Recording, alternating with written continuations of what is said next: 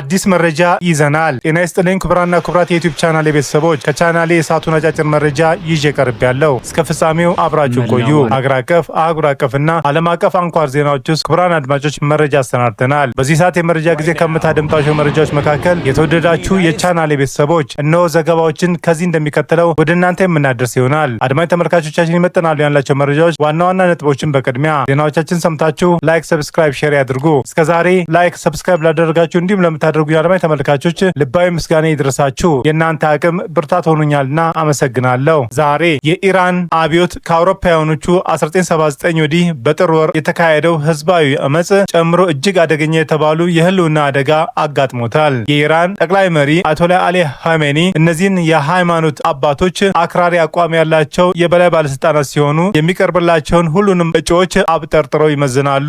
በ2024 በተደረገው ምርጫ የጠቅላይ መሪውን ታማኝ የሆኑ ቡድኖች ሁሉንም መቀመጫዎች አሸንፈዋል። 4 የጉባኤ አባላቶች በሞት በመለየታቸው የተነሳ መቀመጫዎቹን እስካሁን ድረስ ክፍት ናቸው። በእነማን ይተካሉ? የ56 ዓመቱ ሙጃታብ ኻሜኒ አያቶላ አሊ ኻሜኒን ይተካቸዋል ተብሎ ከሚጠቀሱ ሰዎች ዝርዝር ውስጥም ስሙ ይገኛል። በተለይም ከፕሬዚዳንት ራይሲ ሞት በኋላ ከፊት ካሉት እጩዎች መካከል አንዱ መሆኑ ይነገራል። ይሳካላቸው ይሆን? አብረን የምናየው የምንለው ይኖራል። አብረን እንከታተል። በቅድሚያ ላይክ፣ ሰብስክራይብ ያድርጉ። ለቻናሌ እጅግ ጠቃሚ ይሆናል።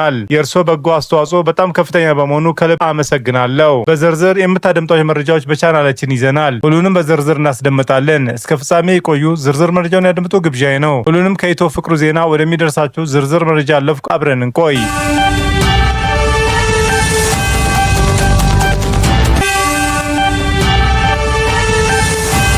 ቀጣይ የኢራኑ ጠቅላይ መሪ ማን ሊሆን ይችላል? 1 ሙጃታብ ኻሜኒ፣ 2 አሊራዝ አራፊ፣ 3 ሐሰን ኻሜኒ፣ 4 ሙሐመድ መሂዲ ሚርባቄር፣ 5 ሐሺም ሁሴን ቡሼሪ እና 6 ሞሄሲን አራኪ። የኢራን ጠቅላይ መሪ አያቶላ አሊ ኻሜኒ በአሜሪካና በእስራኤል የአየር ጥቃት ቅዳሜ የካቲት 21 ቀን 2018 ዓ.ም ተገለዋል። የ86 ዓመቱ አያቶላ አሊ ኻሜኒ በእስላማዊ ሪፐብሊክ መስራች የሆኑ አያቶላ ሩሄላ ኻሜኒ ተክተው ከአውሮፓውያኖቹ 1989 ጀምሮ ስልጣን ላይ ቆይተዋል። ከዚህ በፊት ደግሞ ለሁለት የስልጣን ዘመናትም ከ1981 እስከ 1989 ድረስ ሀገሪቱን በፕሬዝዳንትነት አገልግለዋል። የኢራን መንግስት የጠቅላይ መሪውን ሞት ካረጋገጠ በኋላ ለ40 ቀናት የሚቆይ ብሔራዊ ሐዘን እንዲሁም ለ7 ቀናት ስራ ዝግ እንዲሆን አውጇል። የአሊ ኻሜኒ ሞት ተከትሎ እርሳቸውን ሆነ ሌሎች የሀገሪቱን ከፍተኛ ባለስልጣን ማን ይተካቸዋል የሚለው መነጋገሪያ ሆነዋል።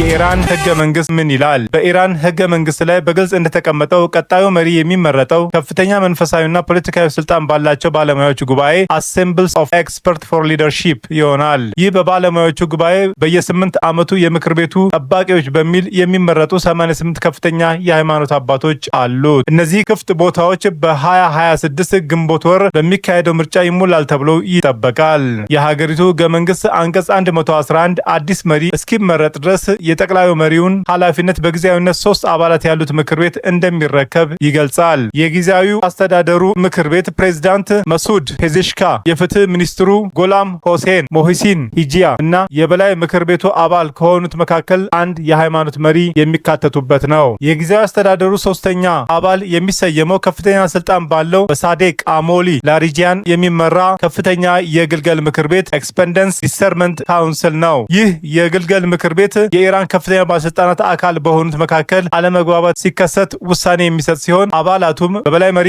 የሚሾሙ ናቸው። የካቲት 22 2018 ዓ.ም በግ አጥባቂ የሆኑት አሊሬዝ አራፊ የጊዜያዊ አስተዳደሩ ምክር ቤት 3ኛ አባል ሆነው የተሾሙ ሲሆን ጠቅላይ መሪዋን ከሚተኩ ሰዎች መካከል ጠንካራ ተፎካካሪ ይሆናሉ ተብለው ይጠበቃል። የሳዴቅ ላሪጂያን ወንድምና የብሔራዊ ደህንነት ምክር ቤት ተጽዕኖ ፈጣሪ ጸሐፊ የሆኑት አሊ ላሪጂያን ለሀገሪቱ ብሔራዊ ቴሌቪዥን እንደተናገሩት ምክር ቤቱ የካቲት 22 2018 ዓ.ም ጉባኤውን አካሂዷል። በዚያው ዕለት ፕሬዝዳንት ፔዜሽኪያን ምክር ቤቱ ስራውን መጀመሩን ተናግረዋል። ምንም እንኳን አዲስ መሪ ይሰየማል ተብሎ የሚጠበቀው የባለሙያዎች ምክር ቤት ጉባኤ ወዲያውኑ ስራውን ቢጀምርም እስከ መቼ ድረስ ለሚለው በህጉ ላይ የተቀመጠ ገደብ ግን የለም። ጠቅላይ መሪው በኢራን የፖለቲካ ስልጣን የመጨረሻው አካል ነው። ማንኛውም ተመራጭ የመራጩን 2/3 ድምፅ ማግኘት ካልቻለ ጊዜያዊ ምክር ቤቱ ሀገሪቱን ማስተዳደር ይቀጥላል። ምንም እንኳን ሁሉም አባላት ለኸሜኒ ታማኝ ቢሆኑም ለውጥ ፈላጊ የሆኑ ፕሬዝዳንት ፔዜሽኪያን የመሰሉ ሰዎች መኖራቸውን በዚህ ወሳኝ ወቅት ላይም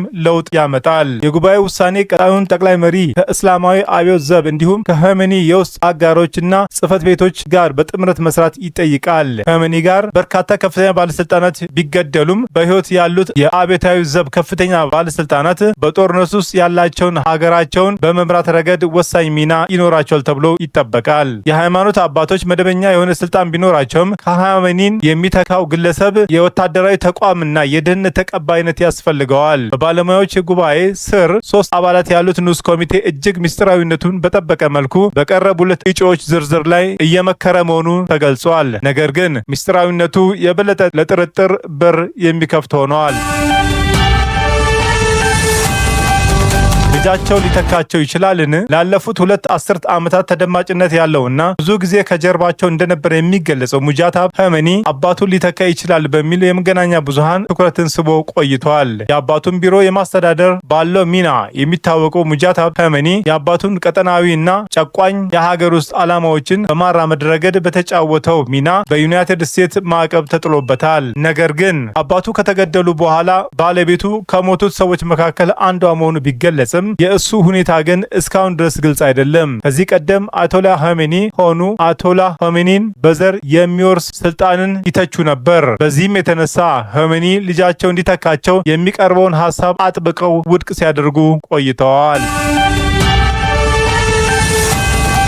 ሌሎች እጩዎች እነማን ናቸው? ከቅርብ ዓመታት ወዲህ ከወግ አጥባቂም ሆነ ከለዘብተኛ ወገን ያሉት ፖለቲከኞች ወደ ጎን ገሸሽ ተደርገው ነበር። ከነዚህ መካከል የፍትህ ሚኒስትሩ ሳዲቅ አሞሊ ላሪጃን እንዲሁም የቀድሞ ፕሬዝዳንት ሐሰን ሮሂን ይገኙበታል። የባለሙያዎች ጉባኤ አባል የሆኑ የተወሰኑ ሰዎችም ጠቅላይ መሪውን ይተካሉ ተብሎ በእጩነት ከቀረቡት ሰዎች መካከልም ናቸው። ከነዚህ መካከል በጊዜያዊ መሪዎች ምክር ቤት ውስጥም እንዲሳተፍ የተመረጡትም አራፊ አንዱ ናቸው። የ66 ዓመቱ የህግ ባለሙያ ኸሜኒ በኢራን ሃይማኖታዊ ስልጣኖች መካከል ከፍተኛ የሆነውን በመላው ሀገሪቱ የሚገኝ ሃይማኖታዊ ትምህርት ተቋማትን እንዲመሩ የተሾሙ ናቸው። በአውሮፓውያኖቹ 2019 ደግሞ ኸሜኒ የጠባቂው ምክር ቤት አባል አድርገው መርጠዋቸዋል። ሌሎች አክራሪ አቋም ያላቸው ባለሙያዎች ጉባኤ ምክር ቤቱ አባል የሆኑት ተቀዳሚ ምክትል ሊቀመንበር ሐሺም ሆሲያኒ፣ ዋሽሄር ሞሺን አራኪ እንዲሁም ሙሐመድ መሂዳ ማሪባቃር በዝርዝር ውስጥ ከተካተቱት መካከል ናቸው። የአያቶላህ ሩሆላ ኸሜኒ የልጅ ልጅ ሐሰን ኸሜኒ በለዘብተኛና በለውጥ ፈላጊዎች ዘንድም ተመራጭ ነው። ሃይማኖታዊ እውቀቱ እንዲሁም የቤተሰብ ታሪክ በመራጮች ዘንድ ሚዛን ሊደፋ ቢችልም ፖለቲካዊ ልምዱና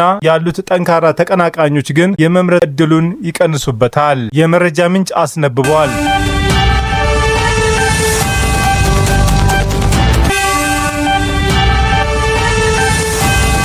ቻናሌን ስትከታተሉ ስለቆያችሁ ታላቅ አክብሮት አለን። ውድ የቻናሌ ተከታታይ ቤተሰቦች በመላው ዓለምና በአገር ቤት ላላችሁ ሁሉ በየዕለቱ ስኬት እንዲገጥማችሁ እንመኛለን። ዜናዎቻችን ሰምታችሁ ላይክ፣ ሰብስክራይብ፣ ሼር ማድረጉ እንዳይዘነጋ እንዲሁም ድጋፋችሁ አይለየን። በሌላ መረጃ ተመልሰን እስክንገናኝ በያለንበት ቦታ ሰላምና ጤና ይብዛልን።